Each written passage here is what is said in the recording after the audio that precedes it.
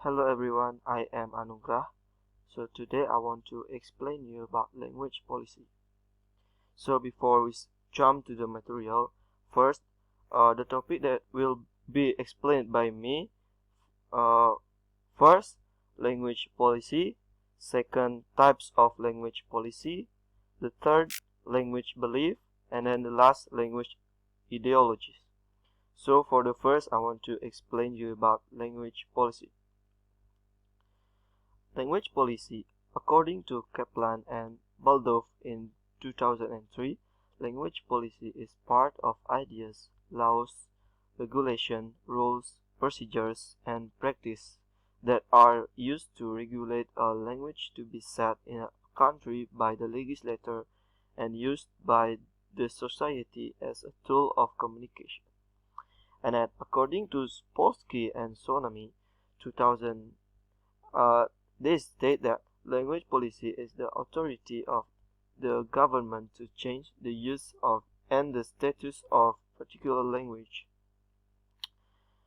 And the function of language policy in general, based on Kaplan and Baldoff 2003, the function of language policy is to facilitate the community in various sectors such as education, trade, and etc. The government has an important role to establish language policy in a country to facilitate the community in community. First, the example is in Indonesia, our government defined Bahasa Indonesia as national language that used by the society as a tool of communication with others in different islands, like Balinese with Javanese, and they are used Bahasa Indonesia as a tool of communication. And then we move to the types of language policy. The first types of language policy is national policy. According to Kaplan and Baldoff 2003, national policy is a program by the government in a country to establish a language that is used as a communication tool. It aims to accommodate the needs of people from different backgrounds and cultures to be able to communicate with each other.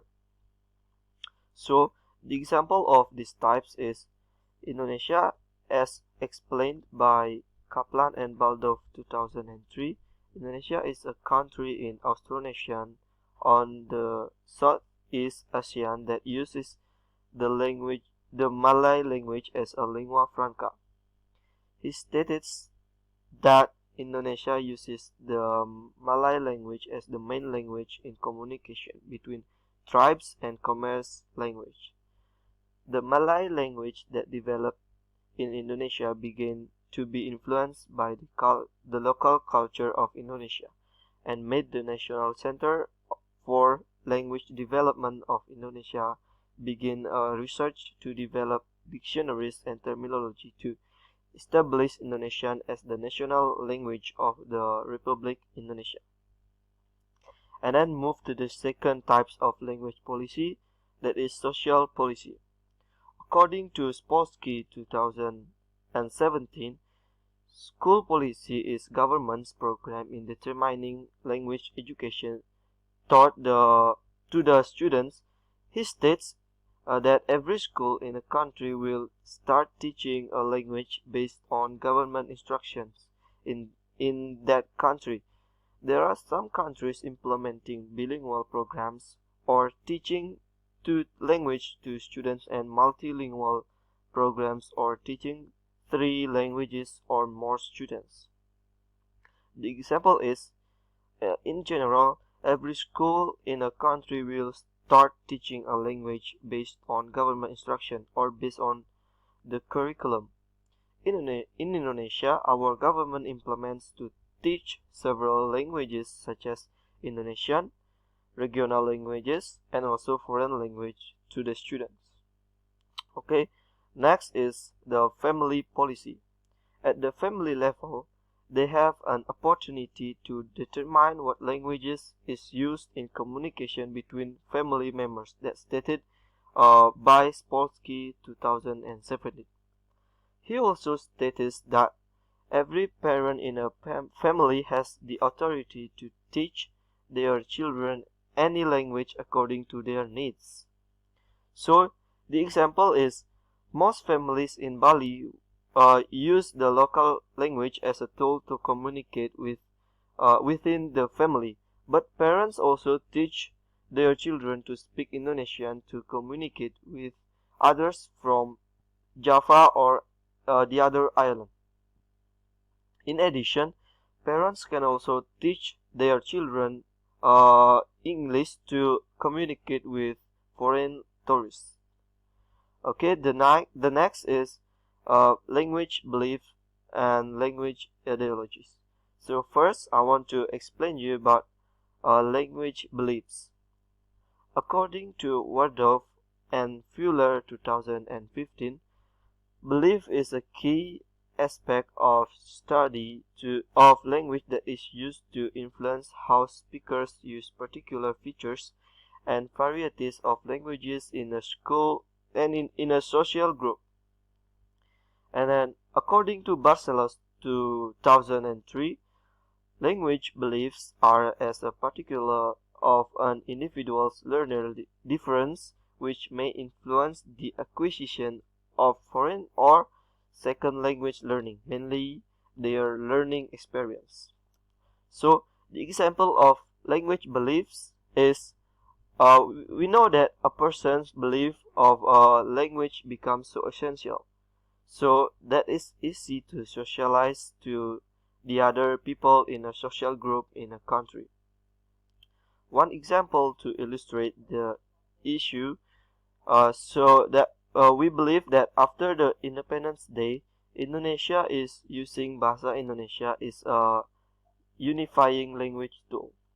For that reason, Bahasa Indonesia is very important in terms of communicate with other people who live in different regions. Someone from Bali will easily to communicate in any institution such as school with Javanese using Bahasa Indonesia. Next, language ideologies. According to Wardorf and Fuller 2015, language ideologies are the individual's ideas that deal about language structure and use relative to social context. Ideologies from individuals indicate the way of speaking shows a person's social characteristics. For example, poverty, lack of education, personal character, and etc.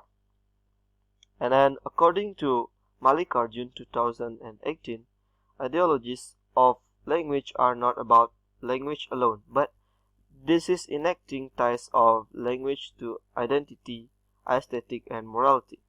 For that reason, language ideologies are not about linguistic form and language use, but also about human personal, social groups, such as institutions, religious ritual, schooling, and gender relations. The example of language ideologies is Bahasa Indonesia as the first language of Indonesia, and Bahasa Indonesia was used by someone to communicate in certain matters relating to the needs of someone outside the region, in the form of businesses, government, and others.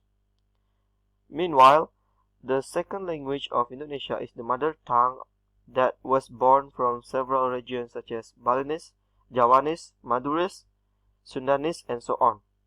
One example, Balinese is used by the Balinese people to communicate and convey their emotion with their families or with the surrounding community in Bali, so that Balinese people are easy to know someone's emotions using Balinese rather than using Bahasa Indonesia.